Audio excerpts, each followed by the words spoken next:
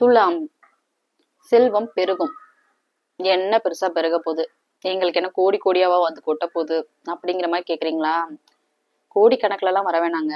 ஆனா ஓரளவுக்கு பணம் வரக்கூடிய நாட்கள்னு இருக்குது இல்லையா? தொழில் பண்ணிட்டு இருக்கிறீங்க, நிறைய பேர் கடன்ல இருக்கிறீங்க, கடனை அடைக்க முடியுமான்னு கேக்குறீங்களா?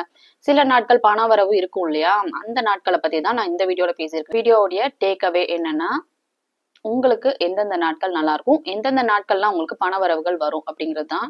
வீடியோ ஸ்கிப் பண்ணாம ஃபுல்லா பார்த்து தெரிஞ்சுக்கோங்க. இந்த வீடியோல நம்ம பார்க்க போறது துலாம் ராசிக்கான டிசம்பர் மந்த் ராசி பலன். ராசி பலன் பார்க்கறதுக்கு முன்னாடி சேனலை சப்ஸ்கிரைப் பண்ணாதவங்க சப்ஸ்கிரைப் பண்ணிக்கோங்க. அப்பதான் உங்களுக்கு எவ்ரி வீக் அஸ்ட்ராலஜி பத்தின நிறைய இன்ஃபர்மேட்டிவான ஜென்ரல் விஷயங்கள் கூட ரெகுலரா அப்டேட் ஆயிட்டு இருக்கு. எல்லாமே உங்களுக்கு அப்பதான் நோட்டிஃபை ஆகும். ஓகே, உங்களோட சொந்த ஜாதகத்துக்கு அஸ்ட்ராலஜி பெய்ட் கன்சல்டேஷன் வேணும்னா ஸ்கிரீன்ல தெரியுற இந்த வாட்ஸ்அப் நம்பருக்கு நீங்க ரீச் அவுட் பண்ணலாம். வாட்ஸ்அப் பண்ணி உங்களுக்கான அப்பாயின்மெண்ட்டை புக் பண்ணிக்கோங்க. கிளைண்ட் ஃபீட்பேக்ஸ் எல்லாமே ஃபர்ஸ்ட் கமெண்ட்ல பின்டா இருக்கு, நீங்க செக் பண்ணிக்கலாம். இந்த டிசம்பர் மாசம் துலாம் ராசிக்கு ராசிநாதனான சுக்கிரன் நல்ல ஸ்ட்ராங்கா இருக்கு. செவ்வாயுடைய வீட்டுல இருக்கு.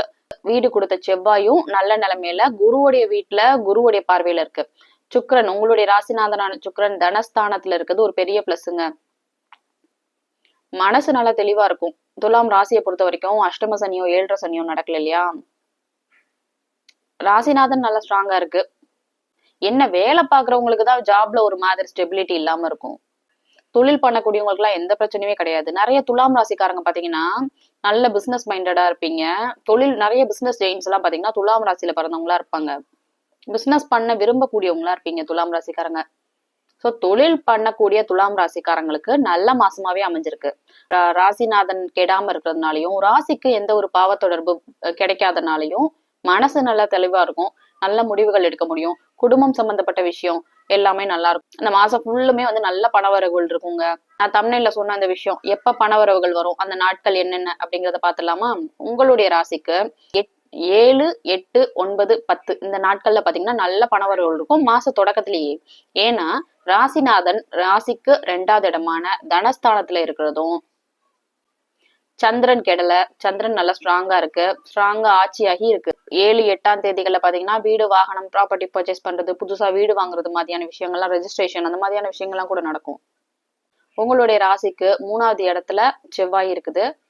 முயற்சிகளை குறிக்கக்கூடிய ஸ்தானம் செவ்வாய் இருக்கிறதுனால என்ன ஒரே ஒரு மைனஸ் என்னன்னா, ஓரளவுக்கு திருப்பி திருப்பி நீங்க செஞ்சுட்டே இருக்கிற மாதிரி இருக்கும். மல்டிபிள் அட்டம் கொடுக்குற மாதிரி இருக்கும். உடனே நடக்காம இருக்கும். நிறைய தடவை செஞ்சாதான் ஒரு விஷயம் செய்யற மாதிரி இருக்கும். அது ஒண்ணுதான் சரியா.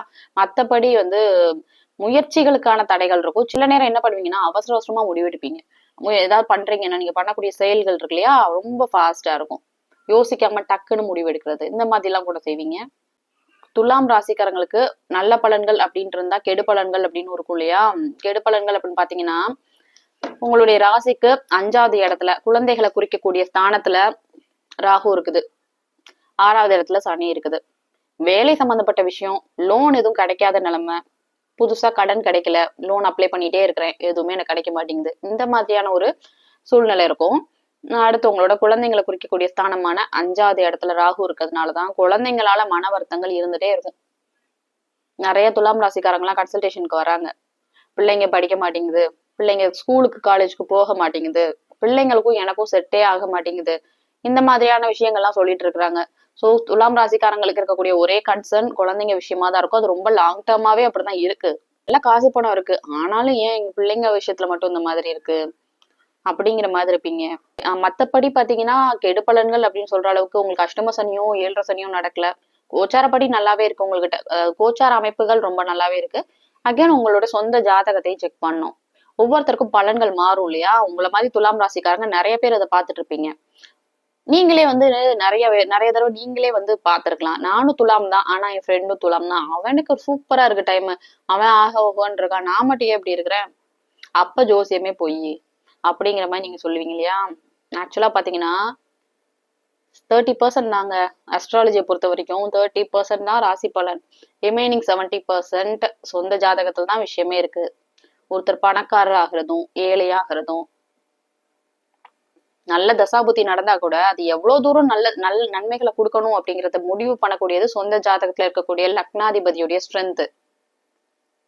உங்க லக்னாதிபதி எவ்வளவு ஸ்ட்ராங்கா இருக்கோ அவ்வளோ உங்களுக்கு நல்ல டைம் வரும்போது அள்ளி கொடுக்கும். ஒரு டவுன் ஃபேஸ் வரும்போது கஷ்டங்கள் கம்மியா இருக்கும். லக்னாதிபதி வந்து ரொம்ப வீக்கா இருக்கா, கஷ்டங்கள் வரும்போது ரொம்ப அதிகமா இருக்கும். ஒரு நல்ல ஒரு டைம் வருதுன்னு வைங்களேன், நன்மைகள் வந்து குறைஞ்ச அளவுல கிடைக்கும். ஆனா கிடைக்கும். அதை முடிவு பண்றதுதான் வந்து லக்னாதிபதி, லக்னாதிபதியோடைய ஸ்ட்ரென்த். ஓகேவா? இது உங்க ஜாதகத்துலதான் தெரியும். உங்களோட ஜாதகம் எப்படிப்பட்டது, நீங்க எப்படிப்பட்ட பர்சன், உங்களுக்கு என்ன நடக்கும், உங்களுடைய லக்னாதிபதி எவ்வளவு தூரம் ஸ்ட்ராங்கா இருக்கு, உங்க ஜாதகத்துக்கு எவ்வளவு மார்க் இருக்கு, அவுட் ஆஃப் 100 உங்க ஜாதகத்துக்கு எவ்வளவு மார்க் வரும் அப்படிங்கறதெல்லாம் பாத்தீங்கன்னா உங்களோட சொந்த ஜாதகத்துல தான் தெரியும். ஓவராலா பாத்தீங்கன்னா துலாம் ராசிக்கு பெரிய கெடுபலன்கள் நான் முன்னாடி சொன்ன மாதிரி எதுவுமே கிடையாது, நல்லாவே இருக்கு.